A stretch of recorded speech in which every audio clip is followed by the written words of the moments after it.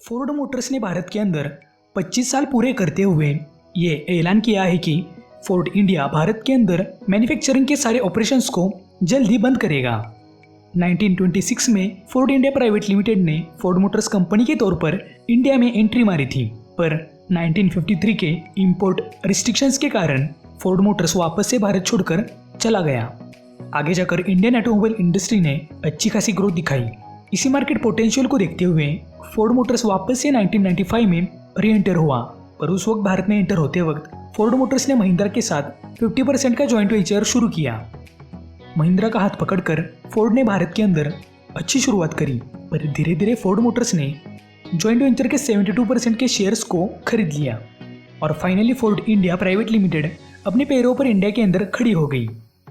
1998 से फोर्ड की जर्नी भारत के अंदर शुरू हो गई। तो इस वीडियो के अंदर हम फोर्ड के कुछ बेहतरीन गाड़ियों को देखने वाले हैं जो लोकप्रियता से बहुत दूर रही। साथ ही इस वीडियो के अंदर हम फोर्ड कंपनी के कुछ इंटरेस्टिंग फैक्ट्स देखने वाले हैं। तो चलिए शुरू करते हैं।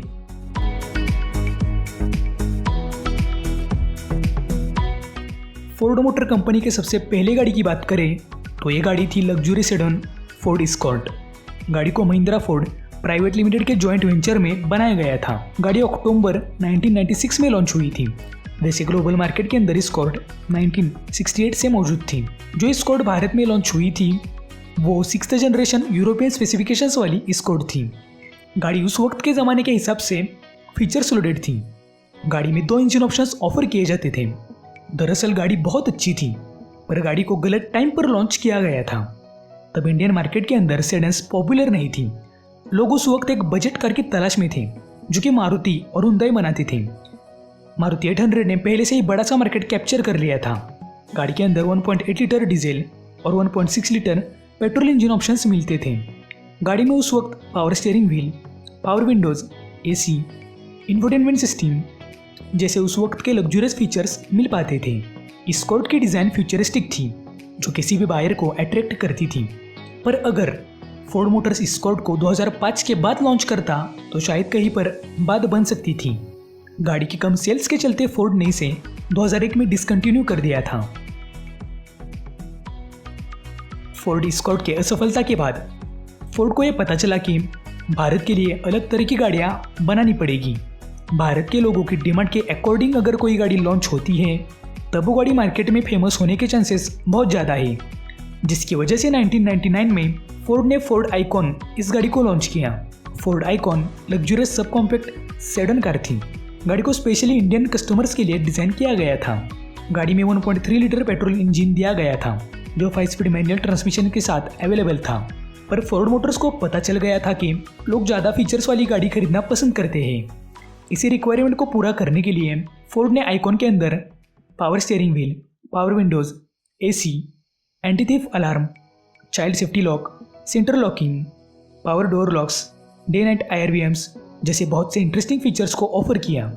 फोर्ड मोटर्स हमेशा से ही सेफ्टी को ज़्यादा प्रेफरेंस देता आ रहा है, जिसकी वजह से आगे जाकर गाड़ी में ABS, EBD, फ्रंट एयरबैग्स जैसे फीचर्स को ऐड किया गया। गाड़ी को जनता की तरफ से अच्छा प्रतिसाद भी मिला, पर गाड़ी के सक्सेस की वजह से फोर्ड गाड़ी को अपडेट करना ही भूल गया। जब फोर्ड मोटर कंपनी को ये बात पता चली कि आइकॉन अब पुरानी हो गई है, तब इन्होंने इसका फेसलिफ्टेड मॉडल 2008 को लॉन्च किया, पर तब तक बहुत देर हो चुकी थी। मार्केट के अंदर फोर्ड आइकॉन के तगड़े कॉम्पिटिटर्स लॉन्च हो चुके थे। SX4 इस मारुति के सेडान ने आइकॉन का मार्केट अपनी ओर खींच लिया था। फाइनली फोर्ड आइकॉन को 2011 में डिसकंटिन्यू किया गया था।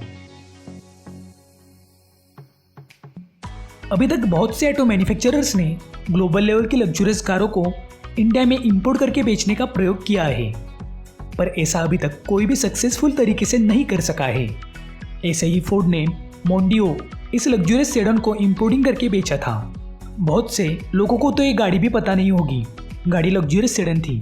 गाड़ी American large size family car थी जिसकी लेंथ 4.7 मीटर्स थी। ग्लोबल मार्केट में मोंडियो का नाम बड़ा था, जिसकी वजह से गाड़ी को भारत में 2002 को CBO से लॉन्च किया गया था। गाड़ी Toyota Camry, Honda Accord, Skoda Octavia जैसी गाड़ियों को कॉम्पीट करती थी। बागबान इस मूवी में इस कार को दिखाया गया था। गाड़ी के अंदर 2 लीटर पेट्रोल इंजन मिलता था। साथ ही गाड़ी लग्जरियस होने की वजह से गाड़ी के अंदर के फीचर्स की लिस्ट बहुत लंबी थी, पर उस वक्त इस गाड़ी के ऊपर लगे इंपोर्ट ड्यूटीज बहुत ज़्यादा थे, जिसके कारण गाड़ी की प्राइसेस बहुत बढ़ गई थी। साथ ही Honda Accord, Skoda Superb, Volkswagen Passat जैसी गाड़ियाँ सेगमेंट में पॉपुलर थीं। गाड़ी की कुछ यूनिट बिकने के बाद फोर्ड ने इसे जल्दी डिसकंटिन्यू किया था। फोर्ड फ्यूजन कंपनी की पहली कुछ कारों में से एक थी, जिसमें बहुत सारी चीज़ें थीं। फोर्ड फ्यूजन एक क्रॉसओवर गाड़ी थी, तब अपने समय से बहुत आगे थी, जो लोगों ने चाहा होगा उससे भी कहीं अधिक। कार को देखने के बाद इस गाड़ी का सेगमेंट कौन सा है ये समझ पाना बहुत मुश्किल था, क्योंकि गाड़ी हैचबैक, कॉम्पैक्ट एसयूवीज के जैसे दिखाई देती थी। पर असल में fusion high roof, 5 door mini MPV गाड़ी थी, जो 5 लोगों को आसानी से ले जा सकती थी। गाड़ी को उस वक्त इंडिया, यूरोप में बेचा गया था। गाड़ी में 1.6 लीटर ड्यूराटिक पेट्रोल इंजन था। साथ ही इसके अंदर 1.4 लीटर डीजल इंजन का ऑप्शन मिलता था। फोर्ड फ्यूजन में बहुत से फीचर्स थे। गाड़ी ने न केवल सेगमेंट में बल्कि इंडियन मार्केट में फर्स्ट इन सेगमेंट फीचर्स को इंट्रोड्यूस किया। यूरो एनकैप के अंदर गाड़ी ने 4 स्टार स्कोर किए थे। गाड़ी में उस वक्त power folding mirrors, follow me headlamps, auto wipers, Bluetooth connectivity with voice control, infotainment system, ESP, dual front airbags, alloy wheels, leather steering wheel जैसे फीचर्स मिलते थे, जो कि इसमें से कुछ फीचर्स तो आज के गाड़ियों में भी नहीं मिलते। 2005 में फोर्ड ने फिएस्टा को लॉन्च किया। वैसे ग्लोबल लेवल पर गाड़ी हैचबैक थी, पर सेडन्स के बढ़ते मार्केट को देखकर उन्होंने इसे सेडन बनाया था और फिएस्टा सेडन फोर्ड की उम्मीदों पर खरी उतरी और गाड़ी को सक्सेस मिली। किसी भी सेडन का परफॉर्मेंस फिएस्टा जैसा नहीं था, क्योंकि गाड़ी में 1.6 लीटर ड्यूराटिक पेट्रोल इंजन जो मिलता था, साथ ही इसके अंदर 1.4 लीटर ड्यूराटिक पेट्रोल भी था। गाड़ी के पहले जनरेशन को बहुत बड़ी सक्सेस मिली थी। गाड़ी के इसी सक्सेस को देखते हुए फोर्ड ने 2011 में फोर्ड फिएस्टा SL इस गाड़ी को लॉन्च किया। ये गाड़ी फोर्ड फिएस्टा की सेकंड जनरेशन की गाड़ी के तौर पर लॉन्च हुई थी, पर इस अपग्रेडेशन को ऑडियंस ने ज़्यादा प्रतिसाद नहीं दिया, क्योंकि गाड़ी की डिज़ाइन बहुत ही अजीब थी। पीछे का हिस्सा तो बहुत ही बेकार था, जहाँ पर बूट स्पेस को मर्ज किया गया था रियर कंपार्टमेंट से। गाड़ी के लुक्स की वजह से सेकंड जनरेशन फिएस्टा बहुत ही बुरी तरीके से मार्केट में फेल हो गई थी। गाड़ी में 1.5 litre petrol, 1.5 litre diesel engine के ऑप्शंस मिलते थे। इस गाड़ी के 2014 के फेसलिफ्ट के बाद भी गाड़ी के डिज़ाइन में कोई भी खास फर्क नहीं पड़ा। गाड़ी के फीचर्स तो कई सारे थे, पर गाड़ी के लुक्स की वजह से गाड़ी असफल रही। फोर्ड मोटर्स ने इंडियन मार्केट में पकड़ बनाने की पूरी कोशिश करी, इसलिए 2010 में फोर्ड ने इस हैचबैक को लॉन्च किया। गाड़ी की प्राइसेस भी उस वक्त बहुत ही कम रखी गई थी। फोर्ड फिगो ने अच्छी खासी सेल्स खड़ी कर दी थी। गाड़ी के अंदर बहुत ही कम निगेटिव पॉइंट्स शामिल थे, पर इस वक्त भी फोर्ड मोटर्स ने गलत टाइम पे गलत प्रोडक्ट को लॉन्च किया था, क्योंकि 2010 में मारुति स्विफ्ट, वैगनर, सेंट्रो इन पॉपुलर हैचबैक का ट्रेंड शुरू था। इन गाड़ियों ने इंडियन मार्केट के अंदर पहले से ही अपना बड़ा सा मार्केट खड़ा कर दिया था। फोर्ड फिगो के अंदर 1.2 लीटर पेट्रोल और 1.4 लीटर डीजल इंजन के ऑप्शंस मिलते थे, पर फोर्ड फिगो इतनी ज़्यादा सफल नहीं रही जितनी फोर्ड को उम्मीद थी। इंडिया में फोर्ड मोटर्स ने एक से एक प्रोडक्ट लॉन्च किए थे। गाड़ी में फीचर्स के साथ अच्छी बिल्ड क्वालिटी मिलती थी, पर फोर्ड मोटर्स ने गलत टाइम पर गलत कारों को लॉन्च किया था, जिसकी वजह से फोर्ड असफल बना। साथ ही इंडियन मार्केट के अंदर फोर्ड मोटर्स को कुछ चीज़ों के लिए महिंद्रा पर डिपेंडेंट रहना पड़ा था। महिंद्रा ने जब जॉइंट वेंचर खत्म किया, तब फोर्ड मोटर्स को इंडियन मार्केट में टिक पाना बहुत ही मुश्किल लगा। इसलिए फोर्ड मोटर्स ने इंडिया के अंदर से अब एग्जिट कर लिए है। इनमें से कौन सी गाड़ी बेस्ट थी ये मुझे कमेंट बॉक्स में बताना ना भूलिए। साथ ही ऐसे ही इंटरेस्टिंग और इन्फॉर्मेटिव वीडियोस के लिए चैनल को सब्सक्राइब कर बेल आइकन दबाना बिल्कुल भी ना भूलिए।